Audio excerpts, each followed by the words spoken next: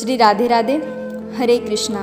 हम सब साधक श्री हित 84 श्रवण कर रहे हैं। राधा बाग में श्री हित 84 प्रातः समय दो रस लंपट दिव्य झांकी गतांग से आगे मेरे दधी को हरि स्वाद न पायो। सूरदास जी ने एक पद में इस झांकी का वर्णन किया है। श्री राधा रानी जा रही है दधी बेचने। वैसे ये राजकुमारी है, ये क्यों जाने लगी दधी बेचने, पर इनके हृदय में जो प्रेम श्याम सुंदर के लिए हिलोरे ले रहा है, ये उसी के लिए जा रही है।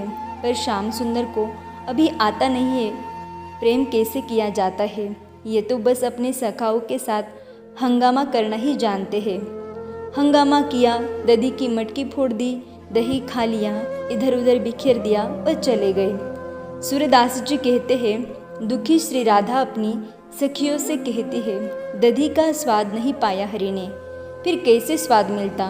सखियाँ पूछती है तो श्री राधा उत्तर देती है, प्रेम का स्वाद लुटेरों को नहीं मिलता, न हरण करने वालों को मिलता है। सखी, प्रेम का स्वाद तो समर्पण में मिलता है, वह मिलेगा भूमि का परिवर्तन से। पीताम्बरी देकर मेरी नीली चुनरी ओढ़ने से, अपना श्याम रंग छोड़कर गौर रंग में रंगने से, मोर मुकुट त्याग कर चंद्रिका धारण करने से, जब अकुला उठे प्राण कि मुझे अपनी आत्मा से मिलना है, तब प्रेम का प्राकट्य होता है सखी। सूरदास जी ने इसका वर्णन किया है। अस्तु, प्रेम झीना झपटी नहीं है, प्रेम जबरन होने वाला व्यापार नहीं है। प्रेम तो आत्मा की गहराई तक जाकर एक झंझावात पैदा कर दे। पूर्ण समर्पण है प्रेम। प्रेम होता है या नहीं होता, होता है तो पूरा होता है, नहीं तो होता ही नहीं है। आत्मा जब पुकार मचा दे, मिलने की छटपटाहट लगे कि वो मिले या प्राण निकल जाए, उस स्थिति में पहुंचकर जब मिलन होता है, वो रति के लिए कहलाता है। इसमें द्वैत से अद्वैत की यात्रा होती है। दो एक हो गए, पर उस निकुंज में सखियाँ हैं जो एक को फिर दो बना देती है। ये सखियाँ हैं। ये भी समझना आवश्यक है कि युगल से सखियाँ भी भिन्न नहीं है। युगल का मन ही सखियाँ है। जैसे भक्त न हो तो भगवान कहाँ से हो, ऐसे ही रसोपासना में सखियाँ न हो तो ये युगल सरकार भी न हो। इसलिए इस रसोपासना में सखियाँ मुख्य भूमिका में है, गुरु है। रसोपासना वालों को प्रातः ध्यान करते समय सबसे प्रथम गुरु सखी का ध्यान करना चाहिए। आपको निकुंज दर्शन, आपको युगल सरकार के दर्शन और उनके रति केली का दर्शन यहाँ तक पहुँचना है, तो इसके लिए सखियों को पकड़ो, प्रथम उनका ही ध्यान करो। श्री हित 84 जी का आज तीसरा पद गायन करना है। प्रात समय दो रस लंपट, सूरत युद्ध जय जूत अति फूल, श्रमवारी जघन बिंदु वदन पर, भूषण अंग ही अंग विकूल, कछुरयो तिलक शिथिल अलकावली, वदन कमल मानो अलिभूल, श्रीहित हरिवंश मदन रंग रंगी रहे, नैन बेन कटी शिथिल दुकूल। ध्यान। प्रातः की वेला है, सुंदर सुरभित वायु बह रही है। पक्षियों ने कलरव करना शुरू ही किया था कि सखियों ने उन्हें रोक दिया, क्योंकि इनके कलरव से प्रिया प्रियतम के नींद में विघ्न पड़ जाता है। पक्षियों ने भी जब देखा कि सखियाँ उन्हें मना कर रही है और लता रंध्र से वो देख रही है, तो पक्षी भी वही आ गए। उन्हें भी देखना है जो सखियाँ देख रही है। चुप। ललिता सखी मना करती है कि बोलना नहीं। पक्षी शांत हो गए हैं। ऋषि मुनि की तरह मौन। सखियों की दृष्टि युगल के जागने पर है। उससे पहले ये उस शयन कुंज में प्रवेश नहीं करेंगी। तभी शैया में हलचल हुई तो सखियों ने देखा कि प्यारे और प्यारी जाग गए हैं। इनके जागते ही सखियाँ शयन कुंज में प्रवेश कर गई।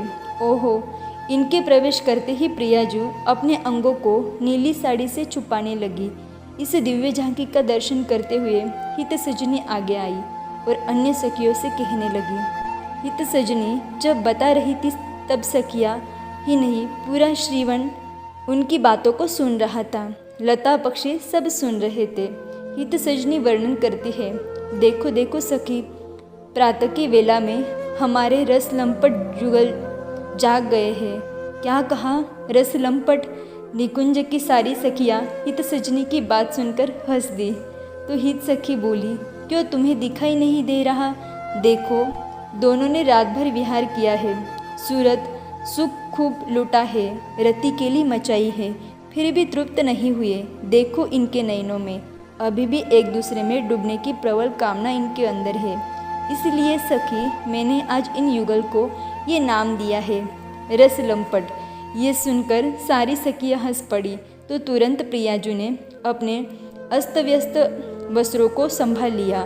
तब हित सखी कहती है, देखो तो इसके श्रीअंग कैसी दिव्यता लग रही है। लालजू की माला प्रिया के कंठ में कैसे आई, और देखो श्रीवन में शीतल हवा बह रही है और इनके मस्तक में ये मोतियों की तरह पसीने की बूंदें। अरे ये सब प्रेम की लीला का प्रमाण है।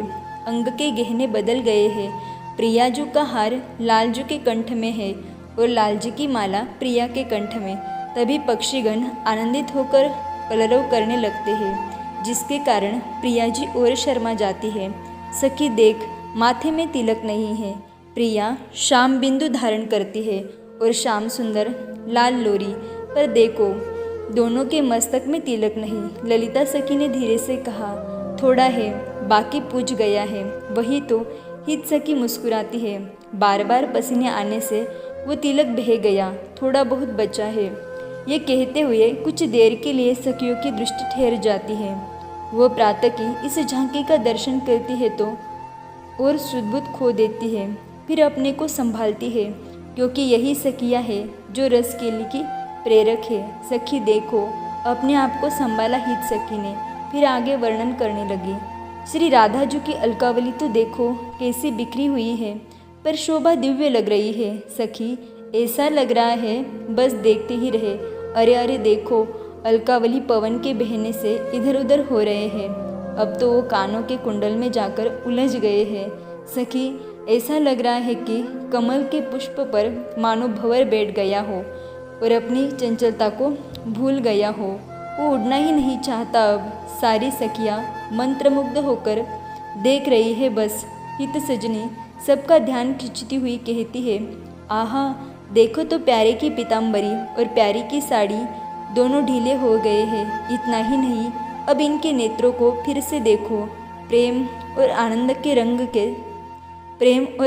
के रंग से कैसे रंजित हो रहे हैं। ये मिले रहते हैं, पर फिर भी इन्हें लगता है कि अभी तो मिले ही नहीं। सखी इसीलिए यह रस लंपट है। कैसी प्रीत की तृप्ति ही नहीं है। पी लिया रस, फिर भी प्यास बुझी नहीं और बढ़ गई। ये कहते हुए हित सखी एक तिनका तोड़कर फेंक देती है, ताकि प्रिया लाल के इस नित्य विहार को किसी की नज़र न लगे। प्रातः समय दो रस लंपट, सूरत जुद्ध जय जूत अति फूल। आगे की चर्चा हम कल श्रवण करेंगे। तब तक के लिए राधे राधे, हरे कृष्णा।